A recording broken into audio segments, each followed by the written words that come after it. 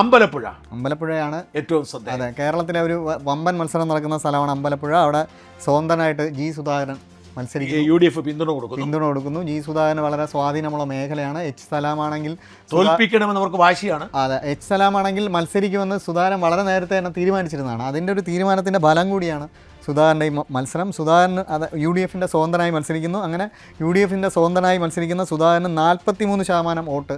അമ്പലപ്പുഴ എന്ന് പറഞ്ഞാൽ CPMൻ്റെ കോട്ടയാണ്, അവിടെ കിട്ടുമെന്നാണ് പറയുന്നത്. LDFന് 38%, NDAക്ക് അവിടെ 16% വോട്ടാണ് അമ്പലപ്പുഴയിൽ. പക്ഷേ ഇത് നമ്മുടെ ശോഭാ സുരേന്ദ്രൻ ലോക്സഭയിൽ മത്സരിച്ചപ്പോൾ വലിയ തോതിൽ വോട്ട് കിട്ടിയൊരു വളരെ കുറവാണ്. പക്ഷേ കുറവാണ്. കാര്യം അത് സുധാകരൻ്റെ ഒരു സ്വാധീനം എന്ന് പറഞ്ഞാൽ ഈഴവ വോട്ടുകളിൽ സുധാകരന് ചെലുത്താൻ പറ്റുന്ന സ്വാധീനമാണ് ഈ ബലം കാണിക്കുന്നത്. ഈ നല്ല കമ്മ്യൂണിസ്റ്റുകാർ സുധാകരൻ വോട്ട് ചെയ്യും. പിണറായി സത്തിനെതിരെ യുദ്ധം പ്രഖ്യാപിച്ചിരിക്കുന്ന സുധാകരന്റെ വിജയം കമ്മ്യൂണിസ്റ്റ് പാർട്ടിയുടെ നിലനിൽപ്പിന് ആവശ്യമാണെന്ന് വിശ്വസിക്കുന്നവർ വോട്ട് ചെയ്യും.